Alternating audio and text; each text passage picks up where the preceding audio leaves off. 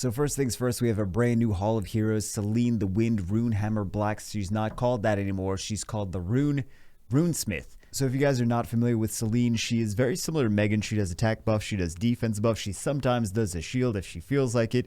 She doesn't do attack gauge boost though, but her attack power buff and defense buff are skill 2.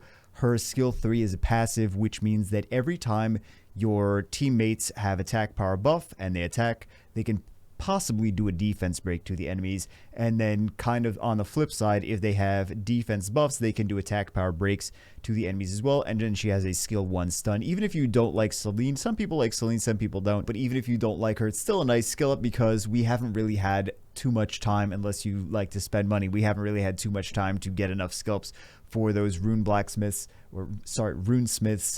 especially if you've managed to summon the LD ones. But anyway, we also have 724 update, which we know the samurai nerf is coming. We know a couple of the new scrolls that are coming. But there is one thing that I have mentioned for quite a while now. Is it would be really cool to see. I never thought I would see the day that they actually have this in RTA, because this is something we've already mentioned on the channel multiple times, and I'm very surprised that it's actually in the game.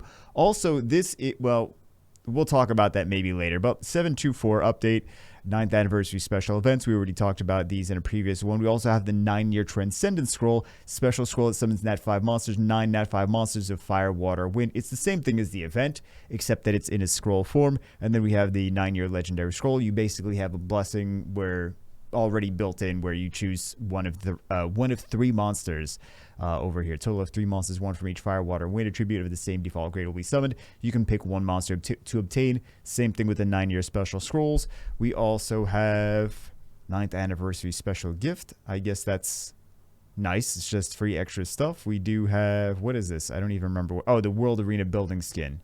Yeah, so it's just showing that this is the interior as well. But this we already covered in the last video. We also have, I was not expecting new decorations, but we have new decorations. So I guess I'll take it. I'm sure people will enjoy. This is the 9-year inbox. This is just the same thing as we've seen before, but I'm sure people will enjoy the new decorations. That's nice of, it's always nice when they include things. Yeah, you see what's on the screen, right? It's always nice when they include things that it's not like a pay to win thing. It's just like, hey, this is just extra stuff that's fun. I'm sure they'll have a pack with some kind of, I'm sure it'll be a pack. Anyway, this is what I was talking about before, is the support monsters for RTA. Because I don't want to say they do this in Saint Seiya, but this is where I got the idea from initially, where I was like, hey, it'd be really cool if they actually added that to Summoner's War, and they added it to Summoner's War. I mean, they're already pre-runes, so you can't change the runes on them, but this is nice. So what this is, if you guys are not, well, of course, if you guys are not familiar, and it's not in the game yet, so of course you're not familiar with it yet. This is, you basically get to rent a unit for your battles that you don't actually have. So if you don't have, for example, Miles, or you don't have Shizuka, or you don't have Juno, it will allow you to use it for, you have to use their runes, right?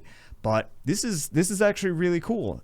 Potentially could get people more excited about trying to summon to get them, which is good for Com2uS, but also we get to play around with units that we may not even have, which is good for us. So especially if you have terrible runes, then this is already runed up for you. I feel like it's a win-win for both sides. Unless you're already high level and you've spent $100,000 and you're like, I have no reason to even need this or anything, then it's probably a different story, but yeah. Already mentioned all of that. We do also have, this is basically just more on support monsters, where you can select a monster and you get to play with it for your matches, even if you've never summoned it before. We also have quality of, that's it, that's the whole thing. I feel like I was something else that I wanted to mention, but yeah. Oh, and then the samurai nerf, which is, you know, I think there was something else I was supposed to mention, but I'm just surprised that they actually added these support monsters. I think that's fantastic. No, I guess that was that in the Hall of Heroes. Anyway, that's for this one. Let me know what you think of the support monsters. I think it's really cool that Com2uS actually added that. Maybe they thought about it at the corporate headquarters and they were like, you know what? People could get excited about spending money to actually own these monsters after they play with them. That could sell more packs. Maybe it does. I feel like it makes it a little bit more fair for RTA.